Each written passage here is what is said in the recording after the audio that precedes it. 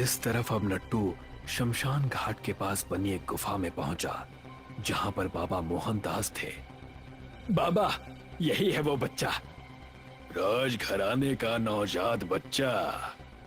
उसे देखते ही मोहनदास ने उसे हाथ में ले लिया और कहा, जितना हंसना है हंस ले। आज रात 4 बजे के बाद तू इस दुनिया को अलविदा कहने वाला है। ये कहकर उसने संजू को जमीन पर रख दिया।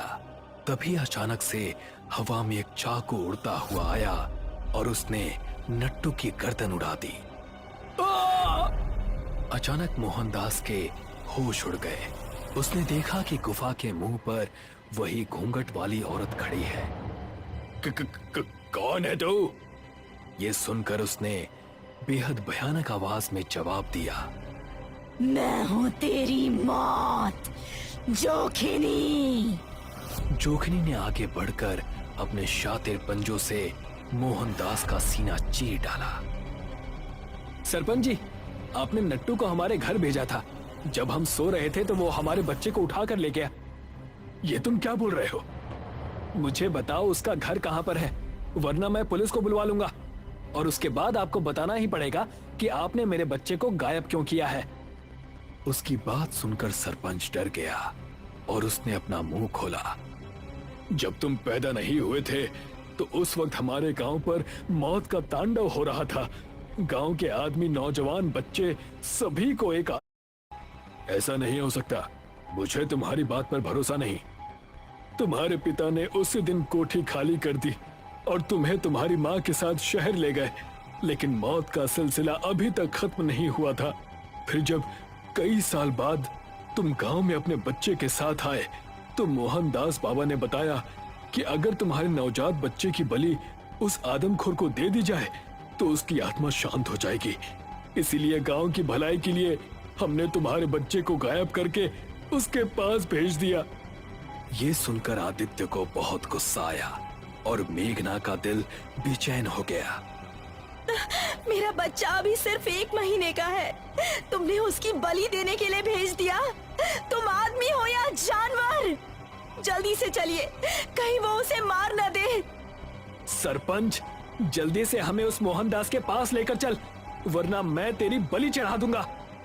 अब सरपंच के साथ ये दोनों मोहनदास की गुफा की तरफ निकल गए। मेघना की आंखों से आंसू नहीं रुक रहे थे, ये सोचकर कि ना जाने उसका बच्चा जिंदा भी होगा या नहीं। वहां जाने पर उन्होंने पाया कि मोहनदास और नट्टू दोनों मर चुके हैं, तो उनका दिल दहल उठा। ये दोनों तो मर चुके हैं। मेरा बच्चा कहाँ है? कहाँ है संजू? तभी उन सभी को जोखनी की आवाज सुनाई दी। ये रहा तुम्हारा बच्चा। उन्होंने देखा कि एक औरत जिसका चेहरा घूंघट से छिपा है,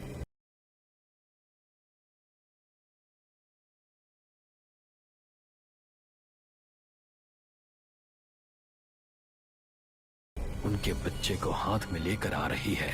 उसने मेघना के हाथ में बच्चे को दे दिया। हमसे गलती हो गई देवी, लेकिन आप कौन हैं जिसने हमारे हाथों ये पाप होने से बचा लिया? आदित्य, तुम्हारे पिता ने जिस आदमखोर को खत्म किया था, ये मोहनदास उसी का बेटा था। ये अपने पिता की मौत का बदला तुम्हारे बच्चे को खत्म करके लेना चाहता था, इसलिए इसने गांव में अंधविश्वास फैलाया। यही गांव के 15 साल के बच्चों को खत्म करता था, जिससे गांव के लोग इसकी बात मान ले और तुम्हारे बच्चे को किसी तरह इस तक पहुंचा दें। मैं जोखिनी हूँ, जोखिनी। इतना कहकर वो हवा में गायब हो गई। मेघना और आदित्य दिल ही दिल में उसका शुक्रिया अदा कर रहे थे, जिस अनजान देवी ने उनके बच्चे की बलि चढ़ने से बचा लिया था। अभिमन्यु अपनी पत्नी दिशा के साथ कुल्लू की घनी पहाड़